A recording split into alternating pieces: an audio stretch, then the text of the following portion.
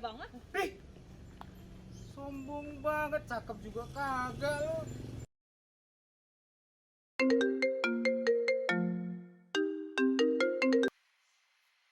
Shh, pernah ngalamin kayak gini? Ganggu gak sih? Terus kita harus apa ya?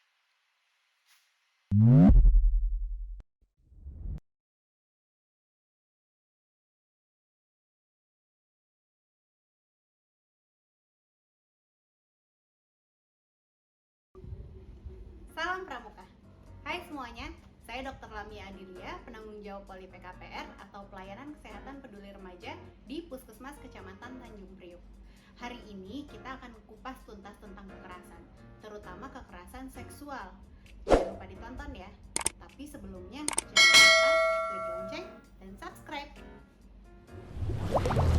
Sebelum kita lanjut, kita harus tahu dulu apa itu kekerasan. Disiul-siulin laki-laki dan perempuan atau yang biasa kita sebut dengan catcalling itu kekerasan ya? Bukannya kalau begitu artinya kita menarik di mata lawan jenis? Pikir lagi deh. Menurut WHO, kekerasan, tepatnya kekerasan terhadap anak sendiri, adalah semua perlakuan yang salah baik terhadap fisik, emosional, seksual, penelantaran, dan eksploitasi yang berpotensi membahayakan kesehatan, tumbuh kembang, dan harga diri anak. Loh, perempuan dan anak-anak aja? Laki-laki nggak bisa?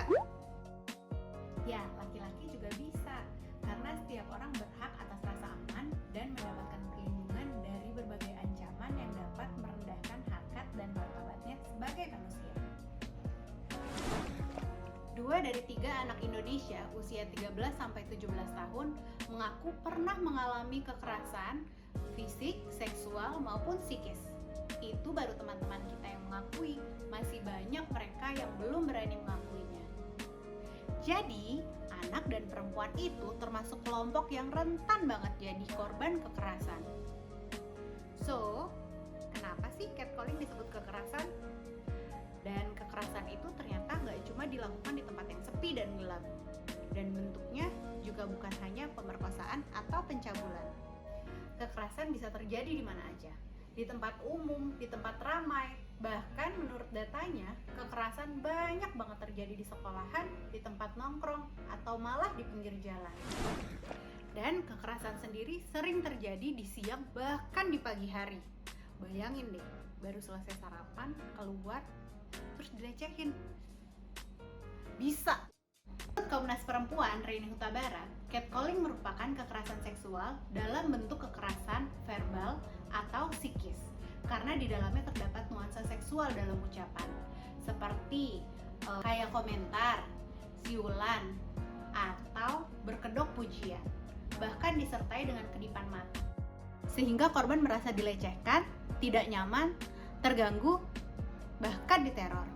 Tuh kan? Next, yang paling sering kejadian di kota besar, tapi teman-teman suka nggak sadar.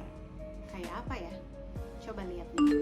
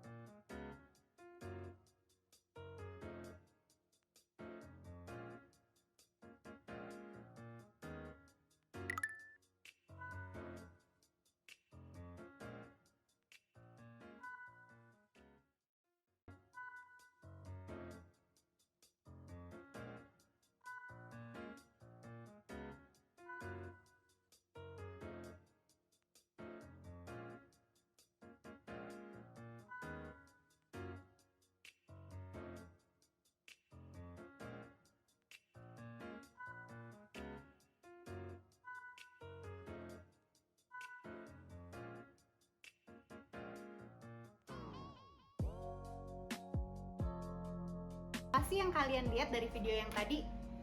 Yap, toxic relationship atau hubungan yang gak sehat. Dari video tadi itu bisa berujung kekerasan seksual loh guys. Toxic relationship itu kemana aja loh, bukan cuma pacaran aja, tapi sering juga terjadi di hubungan pertemanan. Kira-kira ciri-ciri toxic relationship itu kayak apa sih? 1. Posesif. Kamu gak boleh berteman dengan orang lain selain dia. Yang kedua, suka mengintervensi. Semua harus sesuai dengan selera dia. Bahkan musuh dia harus juga jadi musuh kamu. Yang ketiga, kamu suka dijadikan kambing hitam. Apa-apa kamu selalu salah. Capek gak sih? Yang keempat nih, suka mengancam, suka mengeluarkan ancaman. Contohnya, kalau bukan aku yang jadi pacar kamu, siapa lagi yang mau? Yang kelima, membuatmu selalu merasa bersedih dan membuatmu harus selalu mengalah. Yang keenam, setiap pertemuan selalu diakhiri dengan perdebatan. Yang terakhir nih, yang ketujuh, selalu membawa pengaruh negatif kepadamu sehingga lama-lama bisa merusak mental, fisik, bahkan finansial. Nah, coba deh kalian sadari, kalian lagi ada di hubungan seperti ini nggak? Kalau iya, jangan ragu-ragu buat diakhiri. Toxic relationship itu pelan-pelan bisa ngerusak mental kalian loh. Bukan cuma satu pihak yang rusak, tapi dua-duanya. Contohnya pada hubungan pacaran, banyak remaja yang gak sadar bahwa mengalami toxic relationship. Ujungnya bisa terjadi kekerasan seksual. Kalian tahu gak sih kenapa seseorang bisa melakukan kekerasan seksual? Ada 2 faktor. Yang pertama, faktor individu, di mana seseorang tidak punya kemampuan untuk mengendalikan gairah seksualnya. Kenapa bisa begitu? Biasanya pada mereka-mereka yang sering menonton video atau adegan-adegan yang berunsur seksual. Faktor yang kedua, faktor sosial budaya. Negara kita masih menganut budaya patriarki, di mana laki-laki mendapatkan tempat yang lebih tinggi dibandingkan perempuan, sehingga banyak terjadi ketidaksetaraan dan kesenjangan gender. Hal ini berdampak pada pola pikir laki-laki yang merasa memiliki hak untuk melakukan pelecehan. Berdasarkan beberapa survei, pelaku kekerasan yang masih berusia anak-anak dulunya adalah korban dari kekerasan. Kebayang nggak apa yang dirasakan korban saat mengalami kekerasan seksual? Secara fisik, dia bisa mengalami cedera, kehamilan yang tidak diinginkan, kena penyakit menular seksual seperti gonore, bahkan HIV. Selanjutnya, secara mental atau psikis, dia bisa merasa takut, cemas, malu, depresi, bahkan banyak yang sampai melakukan percobaan bunuh diri. Selanjutnya, secara sosial, ada yang putus sekolah, akhirnya dijauhi dan dikucilkan oleh keluarga dan lingkungan tempat tinggal. Yang akhirnya mereka bisa juga kehilangan kesempatan dalam banyak hal. Jika kalian mengalami atau menyaksikan kekerasan, jangan diam. Segera lakukan 5M. M yang pertama adalah menegur. Jangan pernah mendiamkan kekerasan, karena dampaknya akan semakin parah. M yang kedua adalah mengalihkan perhatian korban atau pelaku dengan cara menciptakan gangguan untuk aksi pelecehan. Jika kalian ragu untuk melakukannya sendiri, maka lakukan M yang ketiga, yaitu dengan melaporkan kepada orang-orang yang menurut kalian mampu untuk memberi pertolongan.